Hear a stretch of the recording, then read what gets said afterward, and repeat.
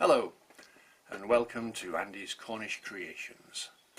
There's a bit of a backstory to this video, and that it's that I've been kindly invited to join the Cape Cod Woodturners over in America and up the east coast, and the members have a sort of a regular challenge that they all do. So they get together and they all complete a challenge, and this particular challenge is to make a goblet that'll fit onto I think it was a dime over there, but the equivalent size over here was a 20p coin, which is there.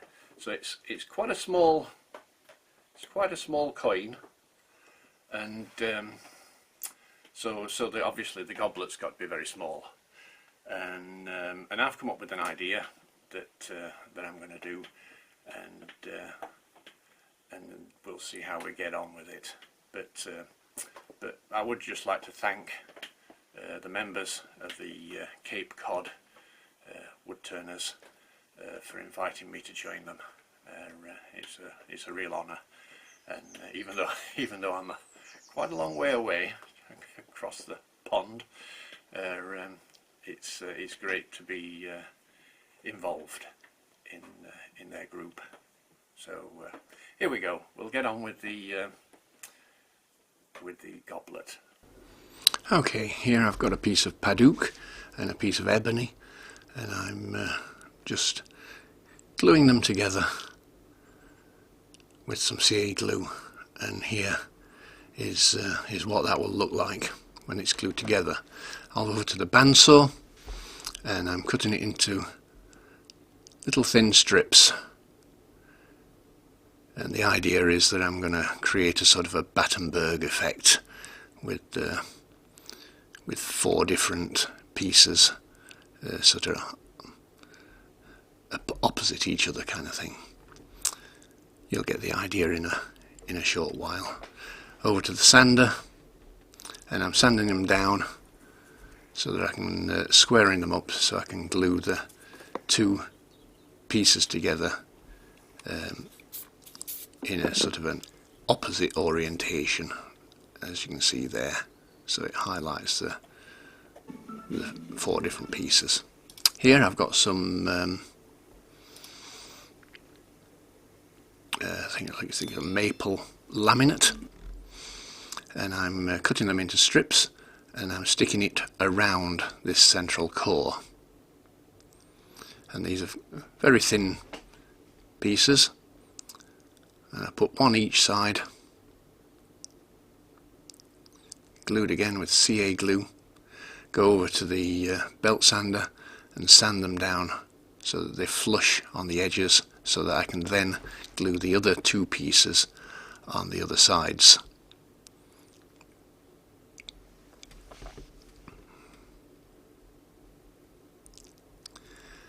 So I surround the central piece with the maple.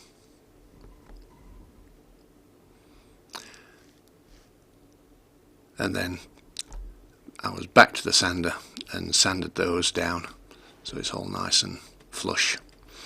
And then here I've got some purple heart, and I'm doing the same thing again. So I'm gluing a purple heart box around that central core, and then again back to the maple, and then another one with ash, with paddock, sorry, and then the final one with some ash. And then here I'm just cutting off the ends, and there you can see, not quite yet, cut off the other end,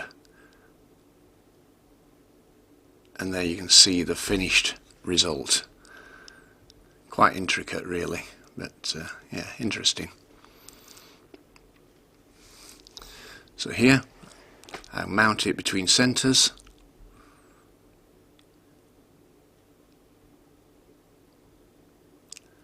and I'm just going to turn it to round with a 3/8 inch spindle gouge.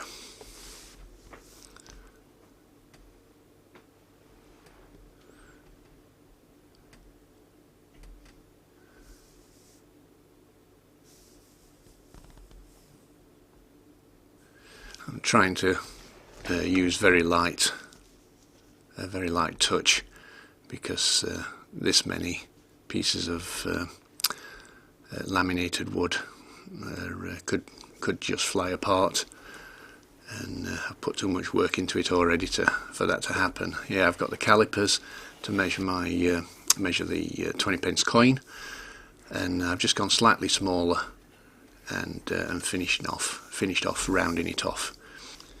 Here I'm using the 1/2 inch skew chisel just to tidy up the end, and I've got it into some pin jaws, or pen jaws rather, to bore out what will be the sort of the cup of the goblet. Just clear out the wood there from the thread, and that's a little force and a bit. And now I've got a very small, I think it's about a 1/4 inch round nose scraper that I'm just opening up that entrance and just tidying up the inside of the goblet. Handy little tool this, and I do use it later on, and you'll see it, but it's not one that I use very often, but it's quite a nice small tool. And they're just flaring out the top of there, and there you can see a little bit of the design inside. So, little piece of sandpaper. You don't need to take a lot of sand in this because it's so small, and then some abrasive paste applied with a cloth, or some paper towel rather in this case.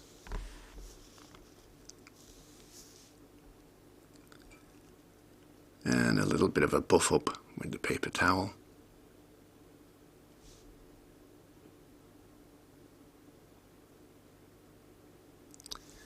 And there's the inside finish. You can see the design in there. It's really quite nice.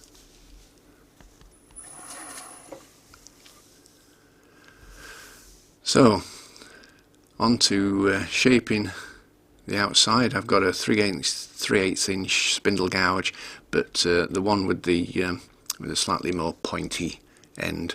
And then I'm back to that 1/2 inch round nose scraper, which I can use for shaping as well. And it's nice and good for getting into those details. And you see some of the internal woods starting to show now, and you're starting to get a bit of a pattern on the piece there. So while I've got it nicely in the jaws, I'll finish up the cup of the goblet with sandpaper down to I think it's a 360 grit, and again that's it, that's the last grit, and then again we'll be applying some abrasive paste just to polish it up.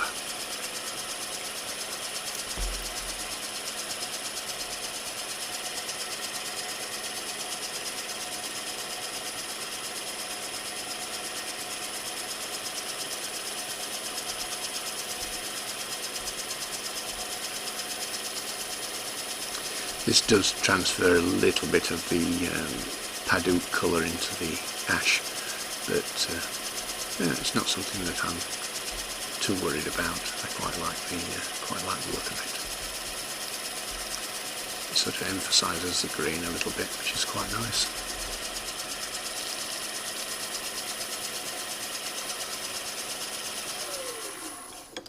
got a nice shine on there. You see that grain.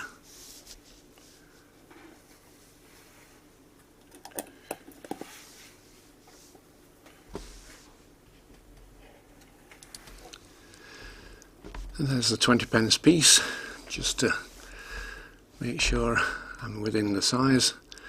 And I've got that 1/4 inch round nose scraper again, to using it a bit like I would use a skew, but I'm not terribly confident with a skew, and I really don't want to take any risks at this stage, because if I mess it up now, I've got to go through a lot of work again to get back to where I am at this point.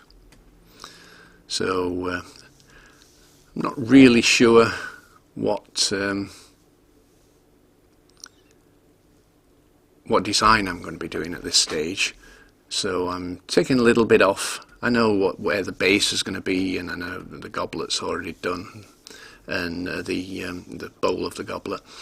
So I'm just taking it down a bit at a time and having a look at it and deciding what to do next.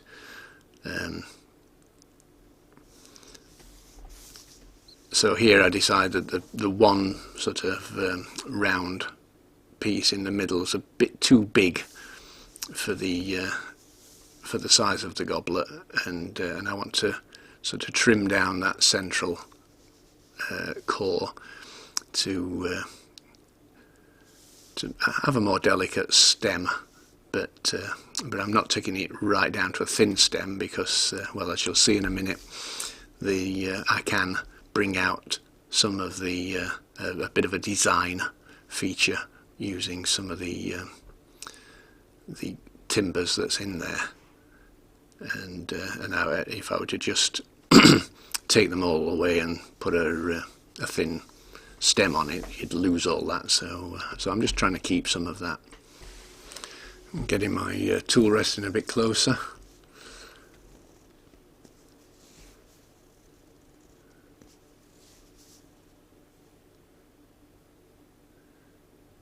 And just carefully taking that down. Not being too aggressive so that I don't lose any of the pieces.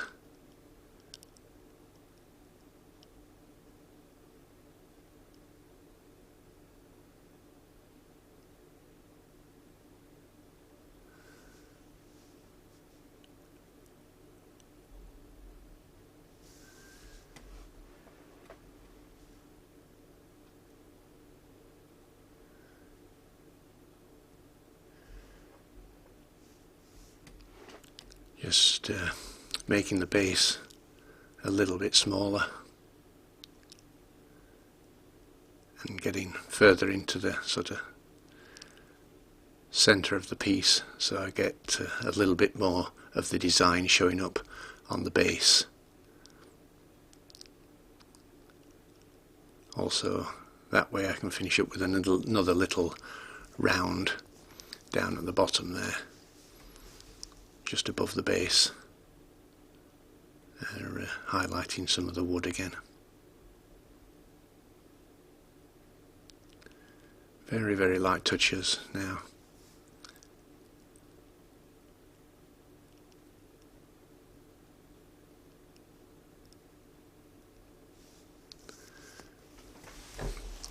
That's pretty much where I want to be, I think.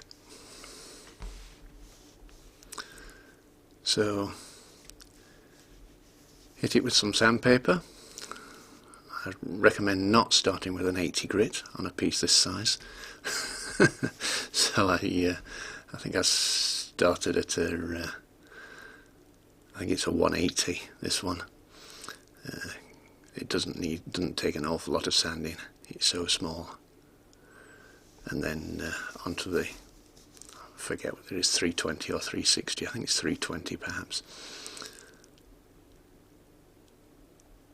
And these are quite hard woods, so it should take a nice shine.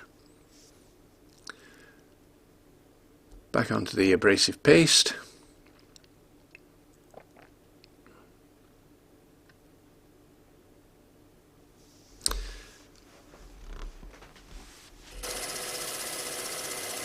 I should point out that on this one I missed that, I made a sort of a jam chuck there into my dome jaws to put the goblet onto, so I didn't want to risk the drive centre breaking the top of the goblet open. So this chuck fits into the sort of base of the hollowed out goblet, and there we have it. It's taken the shine nicely, and it's really brought out those different pieces of wood.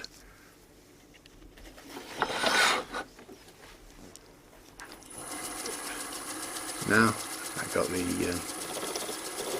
that round nose scraper again, because again I didn't want to risk using the skew chisel, and very carefully taking it down, not all the way. I'll sand off the last little bit, because again I'm really not taking any chances with this.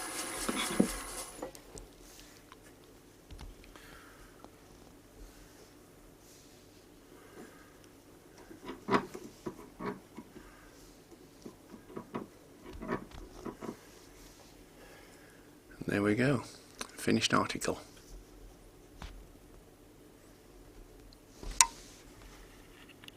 There we have it, a teeny tiny little goblet made out of laminated wood, lots of little pieces, very fiddly, and a lot of work. I think perhaps the core of it that I made out of 4 pieces was a bit unnecessary, because you can't really see those 4 different pieces inside that central core. So I could have got away with just doing it in 1 piece, but the thing about these things is you never know how they're going to turn out. You know, you put the pieces of wood together, and you start turning it, and really you don't know how that design is going to turn out. You've got a general idea, but it sort of just happens. So it might have worked, it might not, but as a finished piece, I'm really pleased with it. And the 20 pence coin, it's definitely smaller than the 20 pence coin on the base and on the top. So it completes the task, sort of thing. It fits into the remit. So there you go. Hopefully.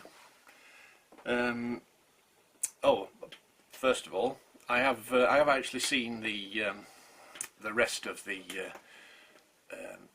Cape Cod Woodturners goblets they've produced, and I'll put a little picture at the end, just to show the different the variety of ideas that they had, and so watch it right to the end to see the other goblets, and hopefully you'll like the video. So give it a thumbs up. If you've stayed this long, you must have done.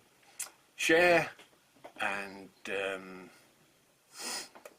if you're not a subscriber, if you could hit that subscribe button and the little notification bell that comes up, and to let you know when another video is out there.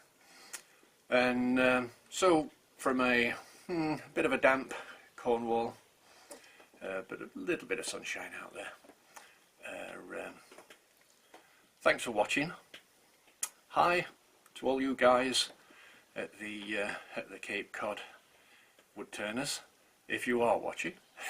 hopefully you will, and I'll see you on the next one. Goodbye.